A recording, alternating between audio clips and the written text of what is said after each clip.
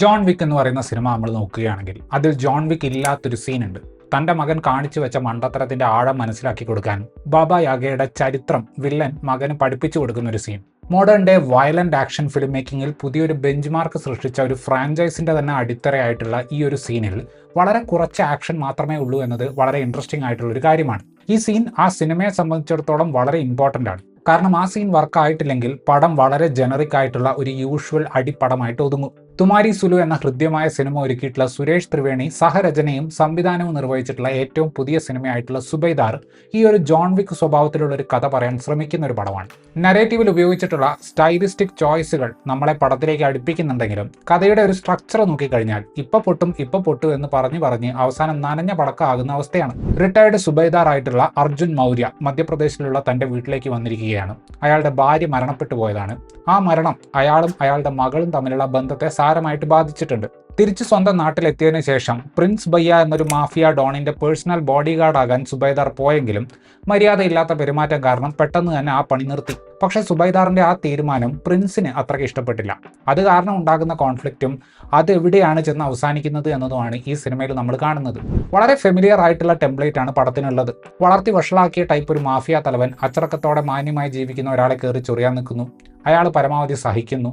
സഹിക്കാവുന്നതിന്റെ അപ്പുറത്തേക്ക് എത്തുമ്പോൾ നല്ല ഒന്നാന്തര തിരിച്ചടി കൊടുക്കുന്നു. ജോൺ വിക്കിലൊക്കെ കണ്ടിട്ടുള്ളതുപോലെ ബുദ്ധിയും ബോധവുമുള്ള ചില ആളുകൾ ഈ വില്ലനോട് നല്ല ബുദ്ധി ഉപദേശിക്കാൻ നോക്കുന്നുണ്ടെങ്കിലും അത് നടക്കുന്നില്ല. ഇതെല്ലാം നമുക്ക് കണ്ട് ശീലം ഉള്ളതുകൊണ്ടാണെന്ന് തോന്നുന്നു. പടത്തിന്റെ ട്രെയിലറിൽ ഏറെക്കുറെ ഇതെല്ലാം അവർ പറഞ്ഞു വെച്ചിട്ടുണ്ട്.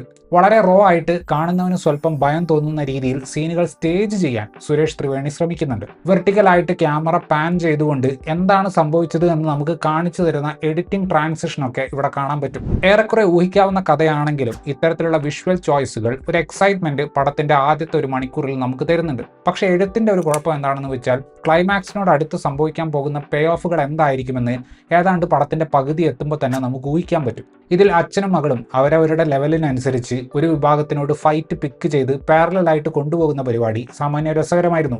ഇൻട്രസ്റ്റിംഗ് ആയിട്ടുള്ള ഒരു കൺഫ്യൂഷൻ ഡ്രാമ കഥയിൽ ഈ ഒരു പരിപാടി കൊണ്ടുവരുന്നുണ്ട്. പക്ഷെ ഒരു ഘട്ടത്തിന് ശേഷം കഥാപാത്രങ്ങളുടെ ഇമോഷണൽ ബാഗേജിലേക്ക് കഥ വല്ലാതെ പോകുന്നുണ്ട്.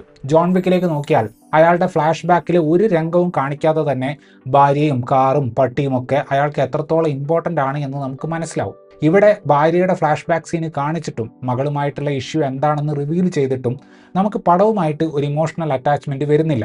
ഇതിലെ നെഗറ്റീവ് കഥാപാത്രങ്ങളുടെ ക്യാരക്ടർ ഡെവലപ്മെന്റ് നോക്കുകയാണെങ്കിൽ അതും വളരെ ബേസിക് ആണ്. പട്ടാളക്കാരന്റെ അച്ചടക്കവും കൺട്രോൾ ചെയ്തിട്ടുള്ള ദേഷ്യവും മിക്സ് ചെയ്തുകൊണ്ട് നല്ലൊരു സ്വാഗർ പെർഫോമൻസിൽ കൊണ്ടുവരാൻ അനിൽ കപൂറിന് സാധിക്കുന്നുണ്ട്. ആ ക്യാരക്ടർ വൾണറബിൾ ആകുന്ന ഭാഗങ്ങളും ലൗഡ് ആകാത്ത രീതിയിൽ അദ്ദേഹം അവതരിപ്പിക്കുന്നുണ്ട്. അച്ഛന്റെ അതേ സ്വഭാവമുള്ള മകൾ കഥാപാത്രത്തെ രാധിക മദാൻ നല്ല രീതിയിൽ അവതരിപ്പിച്ചിട്ടുണ്ട്. പരേഷ് റാവലിന്റെ മകനായിട്ടുള്ള ആദിത്യ റാവലാണ് ഇതിലെ വില്ലൻ കഥാപാത്രത്തെ അവതരിപ്പിച്ചിട്ടുള്ളത്. പ്രിൻസ് ബയ്യ ഒരിക്കലും പേടിപ്പെടുത്തുന്ന ഒരു കഥാപാത്രമായിട്ട് തോന്നുന്നില്ല.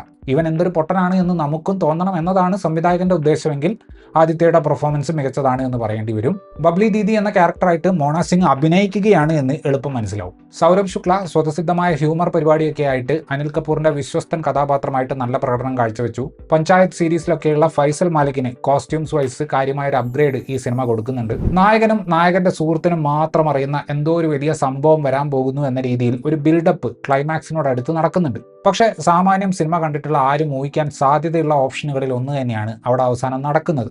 എന്താണ് സംഭവിച്ചത് എന്നത് ഇങ്ങനെ വെർബലായിട്ട് അനൗൺസ് ചെയ്തുകൊണ്ട് അത്രയും നേരം ഈ സിനിമ ഉണ്ടാക്കിയെടുത്തൊരു സ്വാഗർ ഓറ പടം ഇല്ലാണ്ടാക്കുകയാണ്. ആ ക്ലൈമാക്സ് കണ്ട സമയത്ത് സത്യം പറഞ്ഞാൽ ഒരു ഇമ്പോർട്ടൻറ്റ് സീന് സ്റ്റേജ് ചെയ്യുന്നതിൽ തമിഴ് സംവിധായകനായിട്ടുള്ള നെൽസന്റെ ഒരു കഴിവ് നമുക്ക് മനസ്സിലാവും. സിനിമ കണ്ടാൽ ഞാൻ പറയുന്ന റെഫറൻസ് ഏതാണെന്ന് നിങ്ങൾക്കും മനസ്സിലാവും. പടത്തിന്റെ ആദ്യത്തെ ക്ലൈമാക്സിന് വലിയ ഇമ്പാക്ട് ഉണ്ടാക്കാൻ പറ്റാത്തതുകൊണ്ട് എഡിറ്റ് പൂർത്തിയായതിനു ശേഷം അഡീഷണൽ ആയിട്ട് ഷൂട്ട് ചെയ്ത പോലെ ഉണ്ടായിരുന്നു ഈ സിനിമയിലെ ഏറ്റവും ടെയിൽ എൻഡ് സീൻ. ഇത്രയുമായിരുന്നു ഈ സിനിമയെക്കുറിച്ചിട്ടുള്ള എൻ്റെ റിവ്യൂ. വീഡിയോ ഇഷ്ടപ്പെട്ടാൽ ലൈക്ക് ചെയ്യുമെന്നും കൂടുതൽ വീഡിയോകൾക്ക് വേണ്ടി ചാനൽ സബ്സ്ക്രൈബ് ചെയ്യുമെന്നും പ്രതീക്ഷിക്കുന്നു. താങ്ക്